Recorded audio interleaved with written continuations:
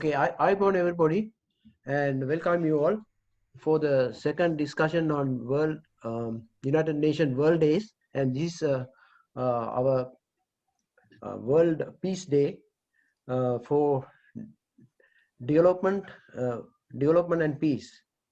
So today we have Professor Ian Prattis. He's an author and distinguished professor in the Carleton University and ambassador for peace. And please help me welcome Professor Ian Prattis. Hello.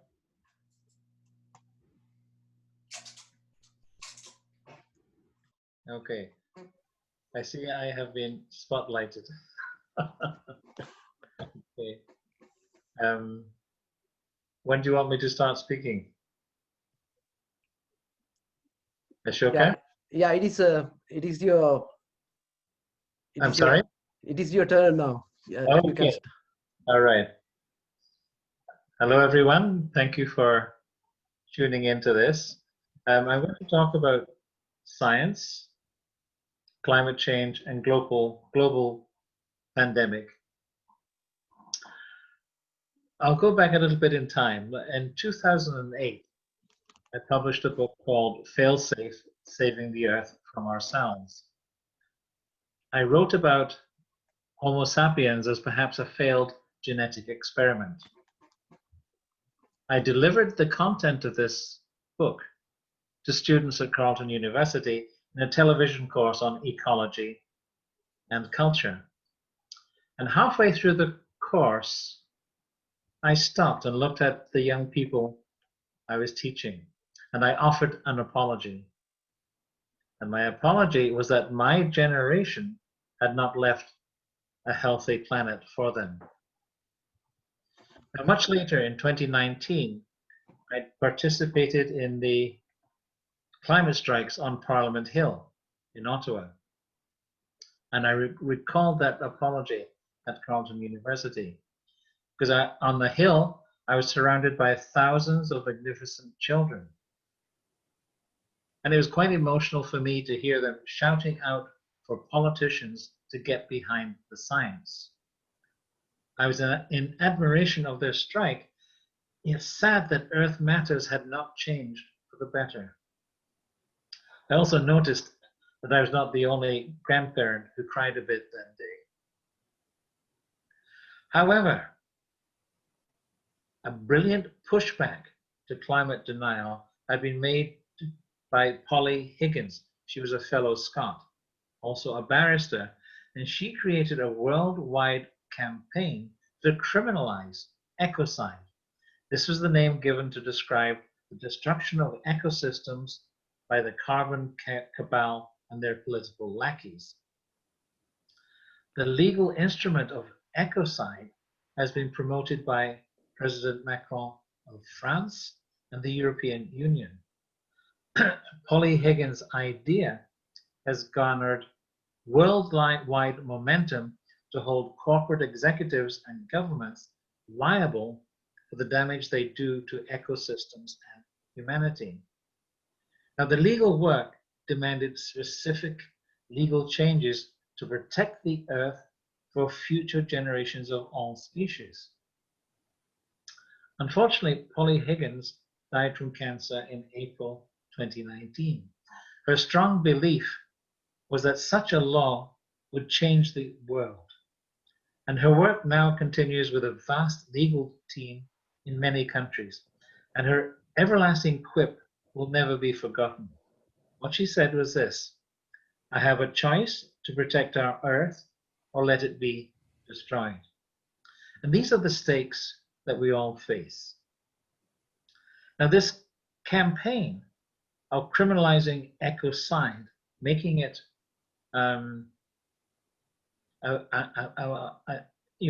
this could be an attack on the destruction of the planet. The campaign of criminalizing ecocide is growing. At this time, the Marshall Islands and Maldives in the Pacific Ocean, they've brought legal requests to the UN about their dire situation with rising sea levels. And they're making ecocide a criminal act in order to curb the damage done by corporations. Now, we've had the scientific knowledge since 1980, very clear, to create the solution to climate emergency. But the obstacles to the scientific knowledge are not technical or scientific. The obstacle was the attitudes, the values, and concepts that define the dominance of corporate values. Their bottom line of profits was upheld by successive governments that devalued science. And it was never about science. It was about the brand of economics favored by big oil and other multinational corporations promoting carbon extraction, irrespective of the damage caused to ecosystems and to populations. Their collusion suppressed science. It confused public knowledge with misinformation and beefed up the blatant bribery of politicians. Now, did anyone notice that degradation of the Earth's ecology was the catalyst for radical climate change? Food crops were destroyed by horrendous heat waves as carbon dioxide poured into the atmosphere. Did no one realize that food riots and world panic trace back to one cause, the economic agenda of corporations? The undercover deal between governments and corporations was invested in political and economic structures that centered on the carbon combustion complex. Now, this collective agenda destabilized world order, and it endangered the world's populations. Billionaire backers protected their profits, downplayed scientific conclusions, and deliberately dulled the intelligence of the general public. They paid selected scientists to promote the position that the existing evidence on climate change does not support crisis warnings. These were scientists who had been bought. And everyone knows this was a bought and sold lie. Everybody knew the truth, the lack of truth. The US government, corporations, and industrialists, all of them knew the truth. To keep the bottom line of profits to their favor, they were willing to accept that civilization could well be destroyed in the not so distant future. Now, I want to bring to your notice a brilliant Indigenous response from Robin Wall Kimmerer, who is an Indigenous woman, and she wrote a book called Braiding Sweetgrass: Indigenous Wisdom, Scientific Knowledge, and the Teachings of Plants. And she's very, very clear. This book came out in 2020. I would like to just read some of her points, and then I will go on further. This is what she said. What was needed was the wisdom of environmental science, the clarity of philosophical analysis, and the creative power of the written word to find new ways to understand and reimagine our relation to the natural world. That's page 283. I remember saying something like that to my students. Another quote from her. We seem to be living in an era of economics of fabricated demand and compulsive overconsumption. We continue to embrace economic systems that prescribe infinite growth on a finite planet. We need reforms that would ground economics in ecological principles and the constraints of thermodynamics.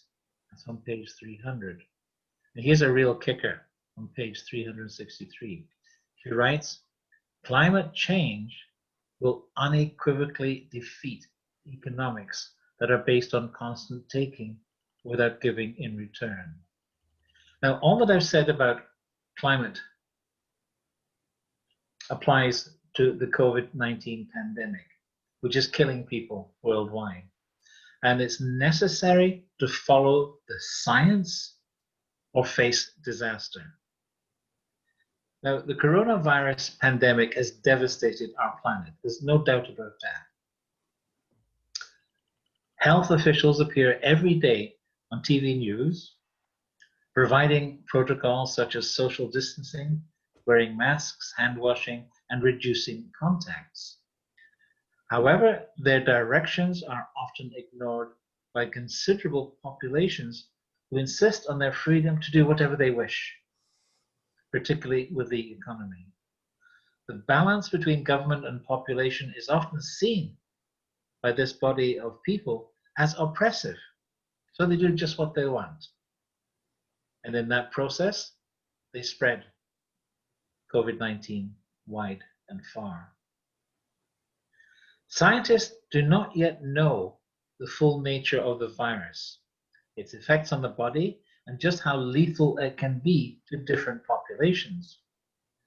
Any nation decimated by such a disease cannot expect to have a functioning economy.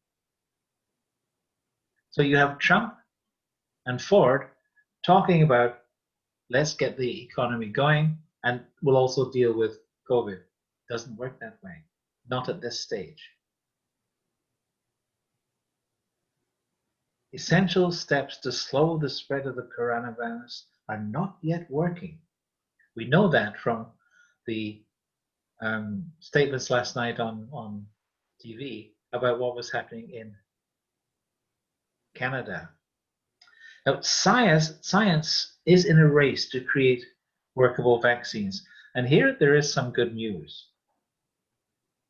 I've just given you a lot of bad news up to now, but there is some good news. Pfizer and BioNTech, they've developed a coronavirus vaccine and claim that it is 90% effective. Now, they're asking the US Food and Drug Administration to approve the vaccine for emergency use. Other potential vaccines are undergoing phase 3 studies by Moderna, AstraZeneca, and Johnson & Johnson. So all of these pharmaceutical giants are doing the research. However, there's an important consideration. Pfizer's vaccine requires extreme cold storage, as it needs to be kept at minus 70 degrees Celsius. That's minus 94 Fahrenheit. Now, this cold chain makes delivery of the vaccines particularly challenging. The logistic issues of this requirement preclude many countries in the world from receiving this vaccine, as it will spoil at normal refrigeration temperatures. The minus 70 degree Celsius requirement of Pfizer disqualifies delivery of the vaccines to rural areas and poor nations that are hit by surging infection counts. And it's based on a synthetic mRNA to activate the immune system, which requires the frigid cold storage. Now, very few countries can afford to keep the vaccines in frigid or cold storage at minus 75. Can't do it. So other vaccines are being developed by Moderna and Novavax. They don't have this drawback, as they're aiming at the temperature of a regular refrigerator. Until we get to that, we do not have the instruments to save the world. Thankfully, the president-elect in America follows the science. Joe Biden has organized a new COVID task force as his first presidential task. So there is hope, but it's not yet morphed into reality where we can say, all right, we're on the road to deal with COVID-19. At the moment, we're not. I don't understand why people don't follow the directions of scientists, doctors, and many others. It seems to be an inane and then ain no notice of how they're going to present themselves. And I really don't know what to do. How can I, as a scientist, as a writer, get through to people who are not doing so at the moment, that we have a job to do to defeat this COVID-19. It's not going to go away without our diligent steps from this moment.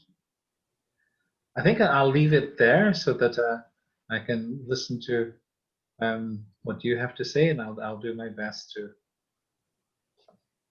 answer. Okay, thank you.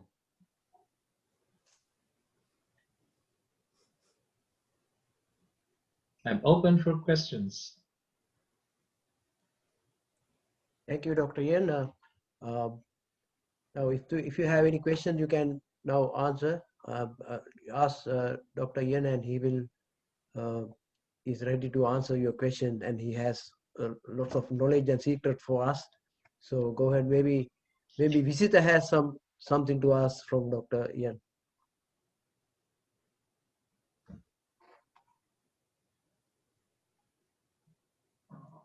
Go ahead, visitor. Thank you, Dr. Ian Prattis. How does the senior population will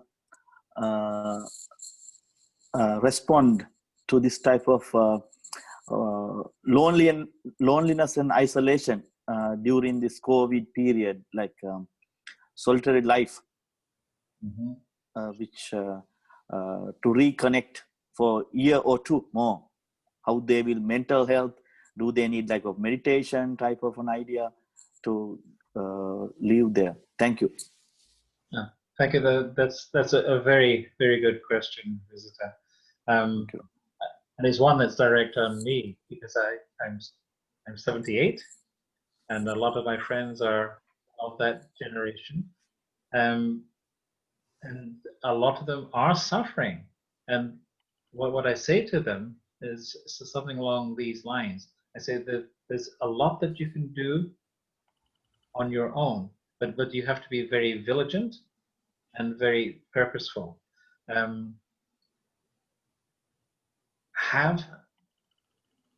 Well, I'll tell you what I do. Then we can go on that. I do every day a set of qigong sets, 3 sets of qigong, and then I also do other exercises. So I'm exercising at home. Every day it's about an hour and a half. I also have a beautiful dog, but my wife is trying to keep her quiet upstairs at the moment.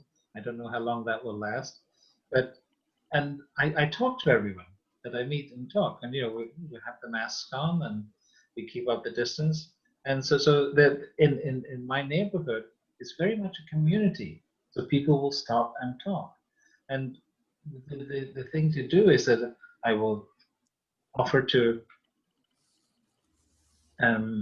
help them with shopping. My wife Carolyn is a great shopper, and she's very, very kind to do shopping for other elderly people. But the really difficult thing is to talk to our elders about the necessity of meditation, qigong, exercising, and also having different things that they are working at. I'm an author, so I'm writing and scribbling all the time. So I am quite busy. My walks with the dog, her name is Jasmine. She's a beautiful standard poodle, dark brown, and I take her around because she's a magnet, and people will want to talk to her. And I always carry masks in my pocket. So if people don't have a mask with them, and when I come near them, I hand it to them and say, this is what we really need outside. And then we can talk. So but the situation with our elderly people, particularly those who are in long care residences, they are suffering great difficulties, and in those old age places, our elderly people decline. You know, they're not being brought into exercise. They're not being brought into reading, thinking, talking, discussing. You know, like we're discussing now. So it's really very important to try and bring our seniors up a little bit. And I make this a point in my neighborhood. And, you know, I've persuaded several people that, okay, this is how you do walking meditation. And I show them how to do walking meditation. And I say, you can do this in your basement or your backyard before it gets too cold. But give yourself at least an hour of exercise, of meditation, so that you're not sitting being worried about when the COVID-19 is going to kill you, and because that's what they're thinking about. So in a sense, we have to make a presence with our seniors much better than has happened before. I take things upon myself because I don't feel that enough is done for our elder people. So what do you think of that? Thank you. Yeah. Thank you very much, Ian. And I think we have like, you know, our community is getting older, and we have elderly community too.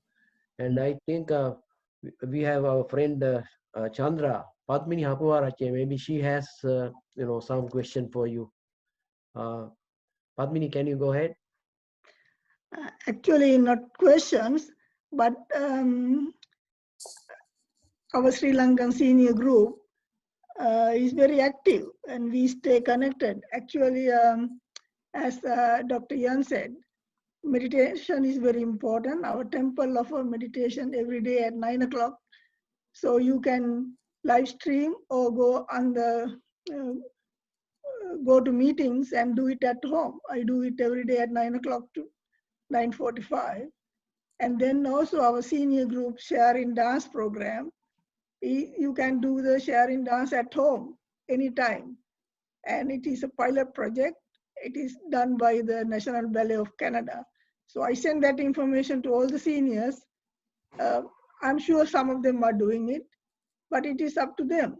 So, and also yesterday I was in a Zoom meeting with the Council of Aging. They had one discussion just on how to stay connected during COVID. It was very useful. So there are a number of ways people can stay connected and be happy instead of thinking about COVID. That's all I can say. Thank you. Thank you. Well, one thing I'd like to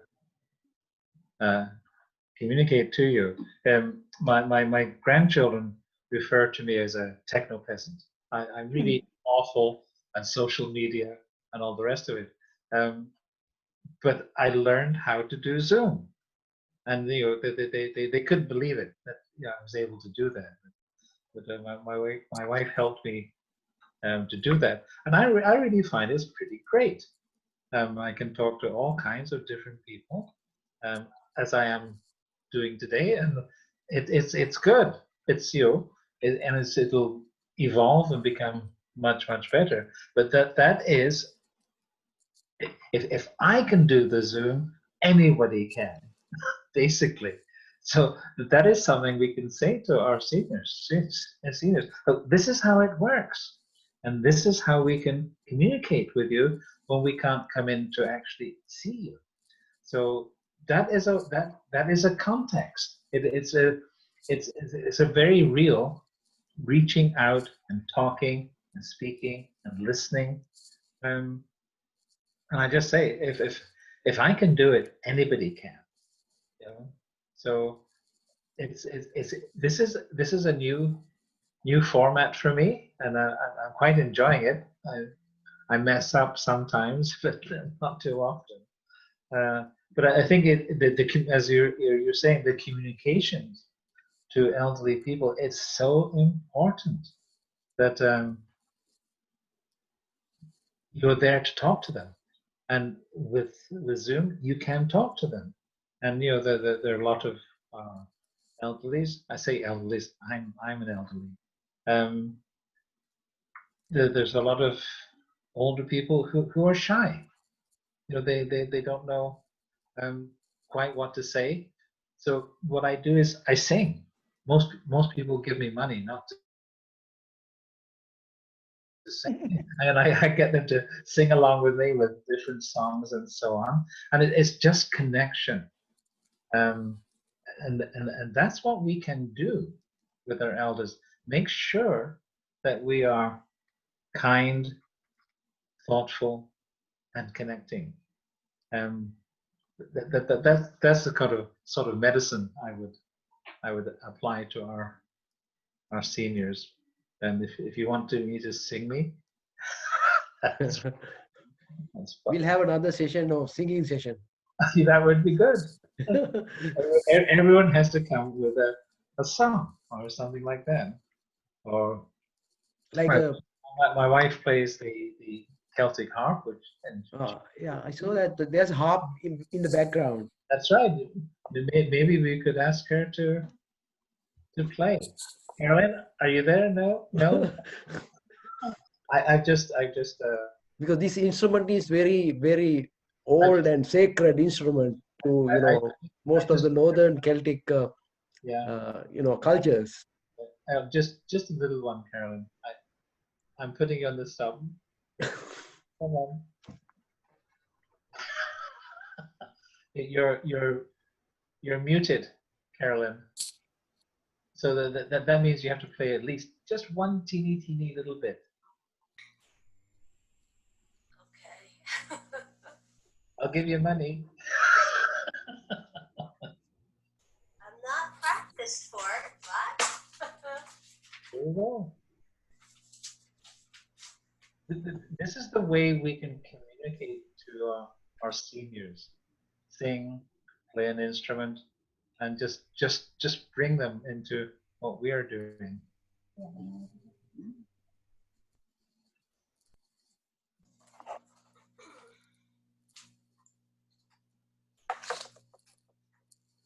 I'm collecting pennies, Carolyn.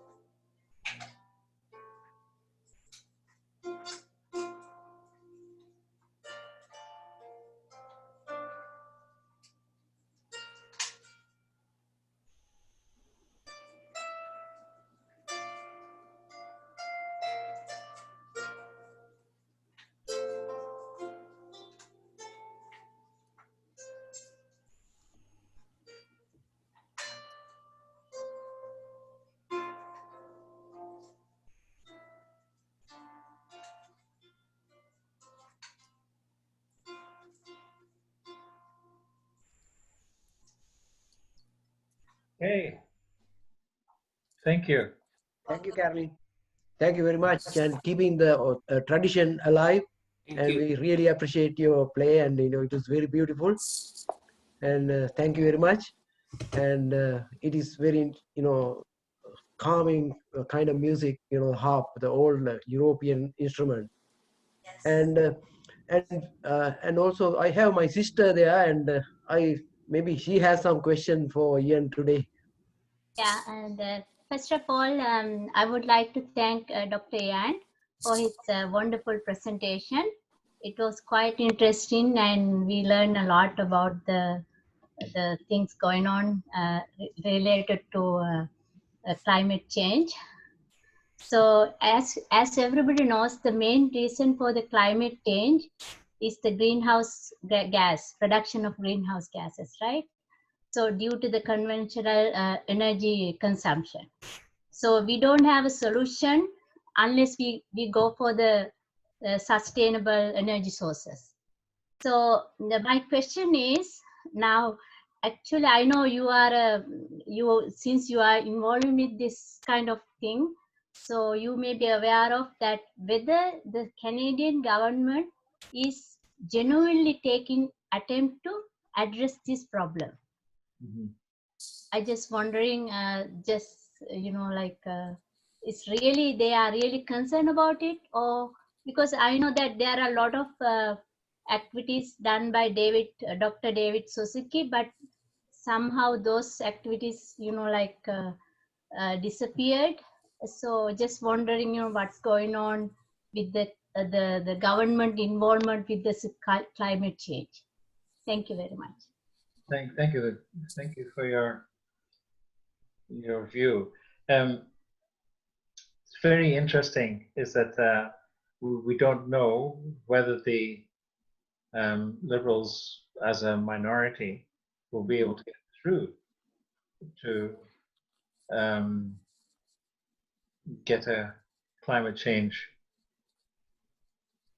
program going, because with the greenhouse gases, which are just increasing all the time.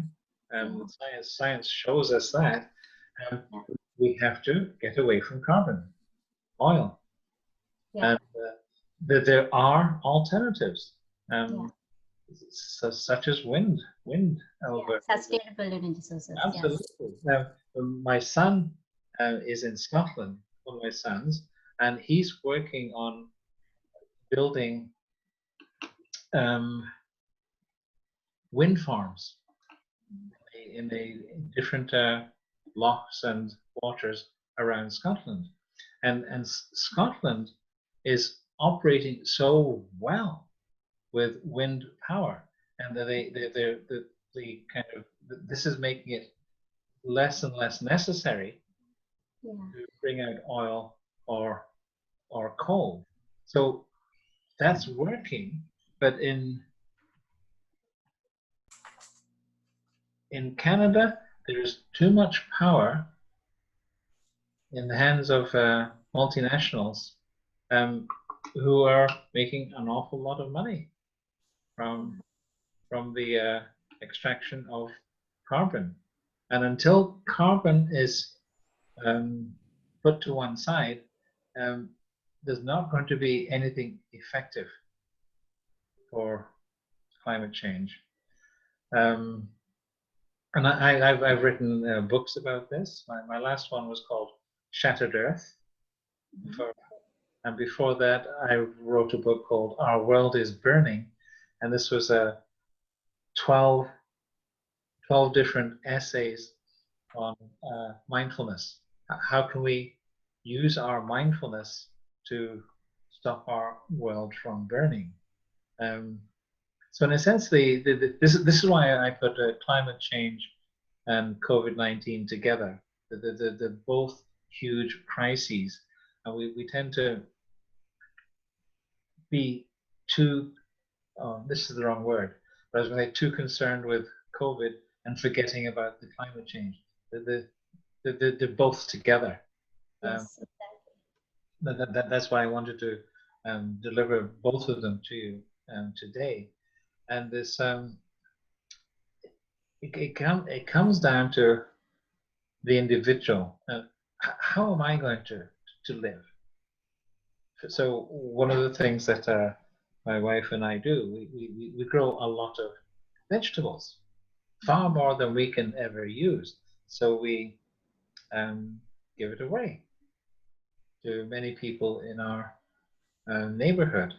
And you know, we're looking at being simple, creating things that are not going to cause damage, and it will also help people out.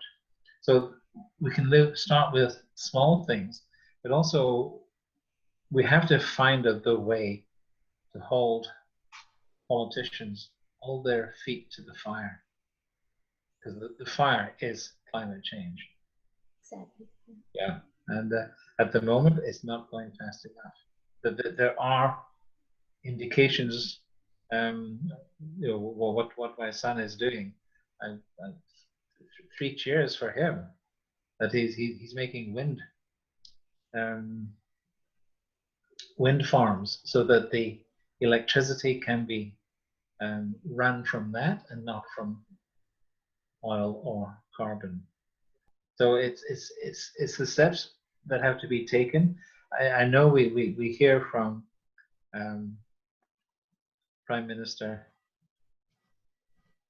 Trudeau what he would like to do about the climate, but whether that can be pushed through with a minority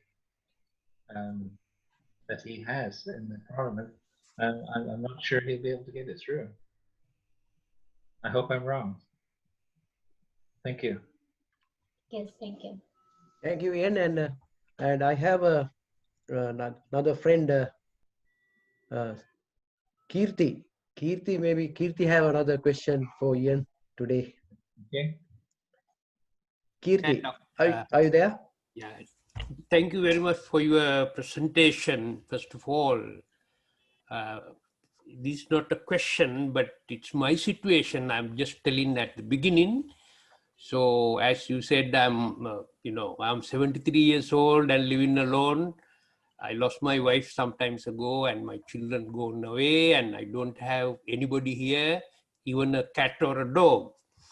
But I try my best to cope up with the situation, and I have a stamp collection I inherited from my dad, and I am the second generation to handle that collection. So I'm working with that, and there are so many things to do. That is about me.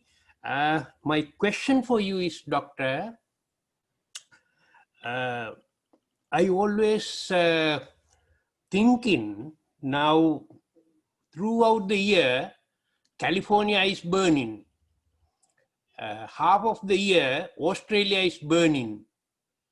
In between, Brazil is setting fire to the virgin forest to form them into the farmland. So, as a interested individual in the environmental activities, I was very closely studying this situation for the last 30, 40 years. Now I am 73. It's not going to go down or not going to stop it. So as a scholar in that field, what do you think will happen at the end? When they are going to stop it or reduce this the destruction? Mm-hmm. Well, thank you for that. That's a very deep view. And I have the same questions. The fires that take place on the west of the U.S. They have to accept that is what is going to happen. So what they have to do is to change the whole approach to forestry, which is what they are trying to do. But the overwhelm is really hard to come up with a plan, and the plan would be to have so many cut downs so that the fires could not jump from one forest to another, and that's a huge undertaking. What it might mean in the future, we may not be here. All that will be here of me are my many books, so I don't think there'll be anybody to read them. So we are facing very, very difficult times. That's why I can't talk about COVID-19 without talking about climate change. These are hand in hand at the moment, and we must really be very clear. How are we going to be? And I know what I do deliberately. I draw on my Buddhist background and my teaching. I found I was cleaning out my basement a little bit yesterday, and I came across some dried Bodhi leaves because I was living in India for a few years teaching Dharma, and when I had left, a good friend gave me a packet of these Bodhi leaves, and I found this after many years. I just realized, okay, I've got that with me. But what I have to do for myself in the face of everything that you said, which is difficult and true, I can only be in this situation with kindness. I can only be in this situation by reaching out and helping. Let me give you a little example of that, which is quite humorous. At Halloween, all the kids in our neighborhood, they're all my buddies, all of these kids.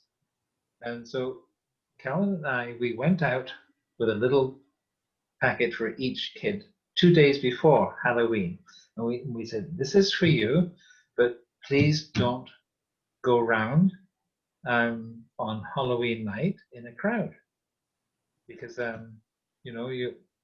if you have 20 kids all clamoring around different fronts to get treats and so on, you might be able to pass on COVID-19 to other kids.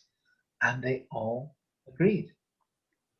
And their parents were kind of surprised because they also did not want their kids to go out on Halloween. But the kids made this up on their own. But I think it was partly to do with the fact that they did get goodies from Carolyn and me 2 days before. And kids are smart. You just have to talk to them.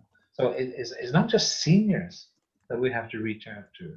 It's the kids who are not used to thinking scientifically. They're not used to thinking about what could happen to them. So what I do with what you presented, it is a dilemma. But in that dilemma, how am I going to be? I'm going to rest on the Buddha. I'm going to be calm. I'm going to have compassion. And I'm going to have fun with my buddies, most of whom are about 5 or 6 years old. So, and I have a beautiful, Oshak could bring it up. I have a beautiful photograph. One of my little buddies, she's 5 years old. She came home from her school, and she sat down in the road at the end of my alleyway and said, "I'd like you to have my lunch with me." So we sat down in the road at lunch. And that sort of thing is I know in some way I'm getting through to these kids, and we talk about all kinds of things. The kids will often come over and help with the garden, and they're worse than I am as gardeners, but never mind. So it's how am I going to be? I'm going to be as kind and as compassionate as I can, and I'm not pushing out of my mind what is actually happening with climate change and with COVID. I'm very perturbed, especially with our elders. The shutdowns with the necessity before COVID-19.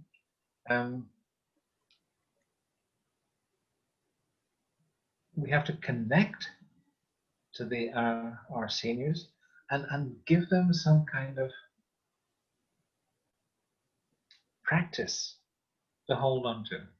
Meditation, walking meditation, exercise, connecting, Zoom, all of these things.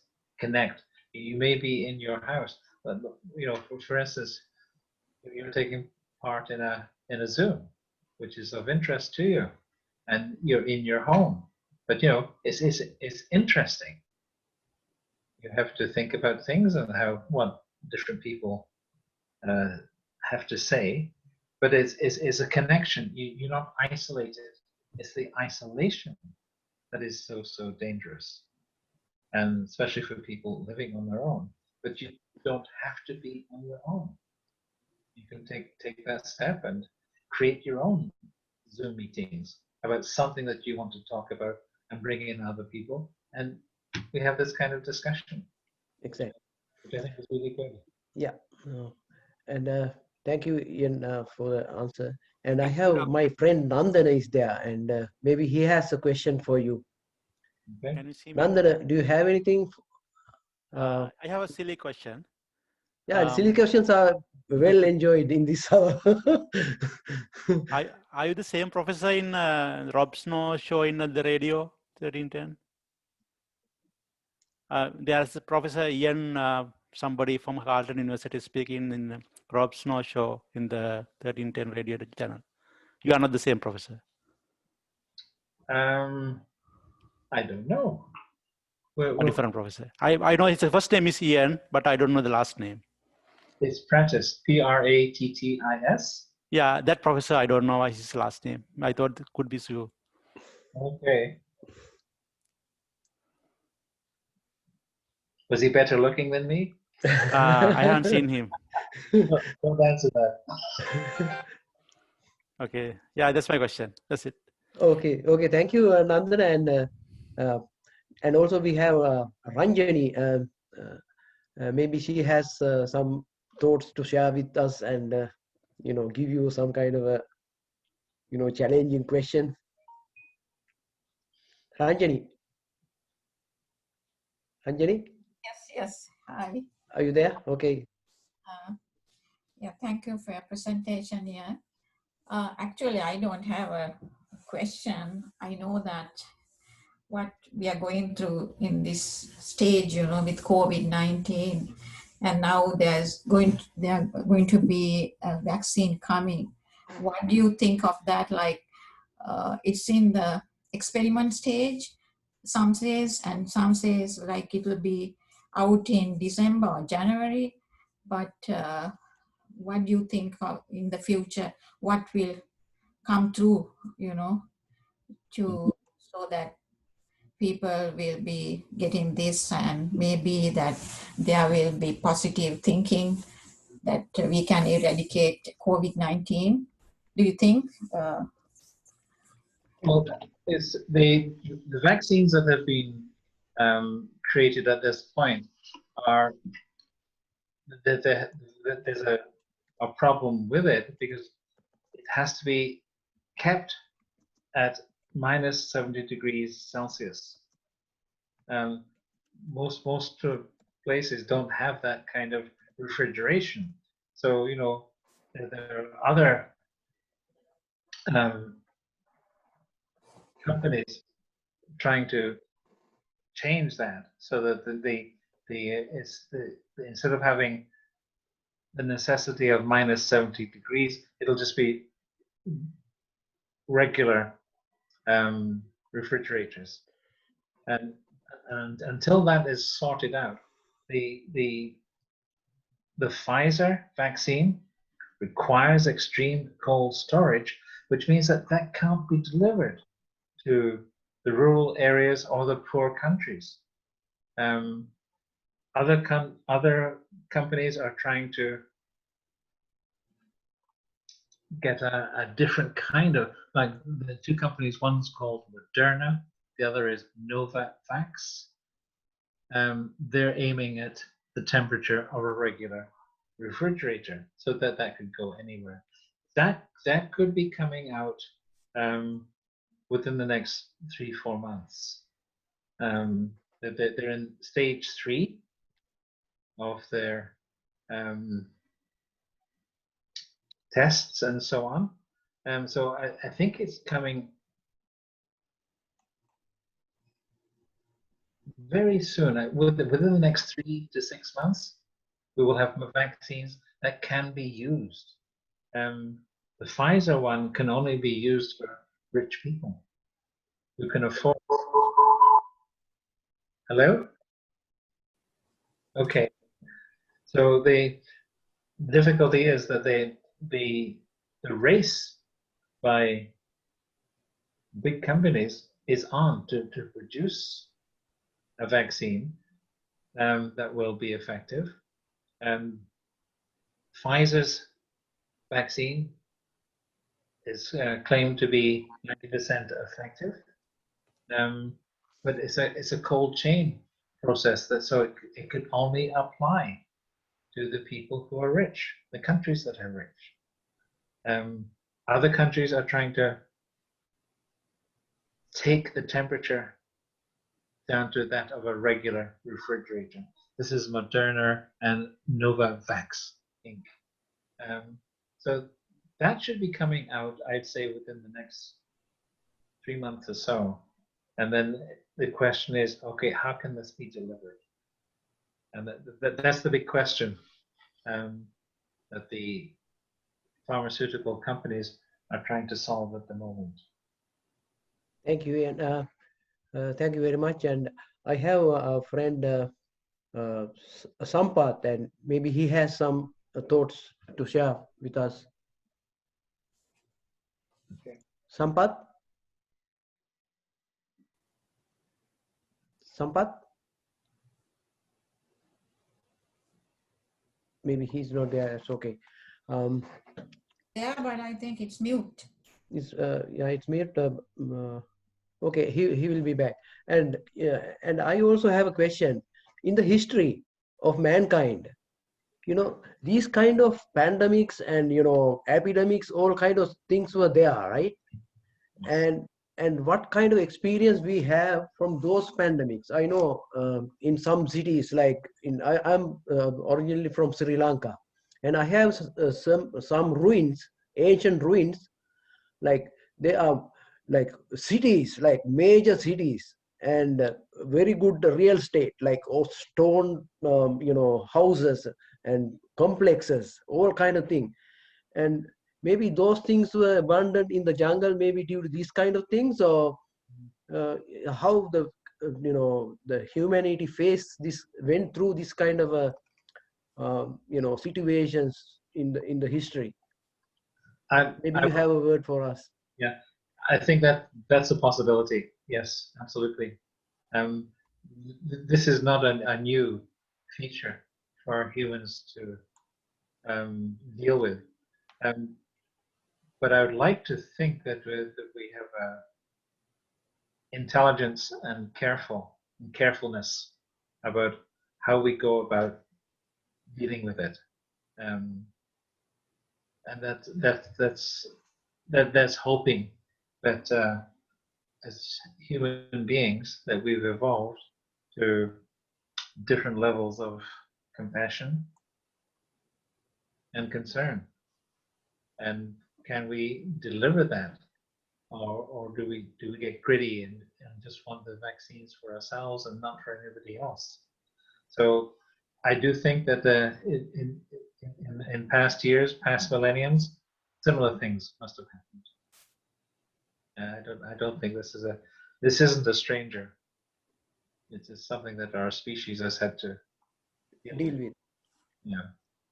Okay, thank you, Ian. And we have Sampath here. Maybe he has some question and some thoughts to share with us. Actually, no. Thank you very much, Ian, for your dedicated support for this group. Actually, I don't have any questions, Ashoka. Just I want to thank you everyone for you for organizing this one, and thank you especially for Ian for coming here and sharing your thoughts with the group. So yeah, that's from my side, Ian. So I have one thing to say to you, my friend. Yes, Ian. You have to sing to at least one senior. Senior, just one. And then when you've just done when you've sung to just one, then it might get bigger and bigger. So just make them smile. And we have very good singers here too. In this group, yeah. Yeah. It's nice to see you. Nice to see you, Ian.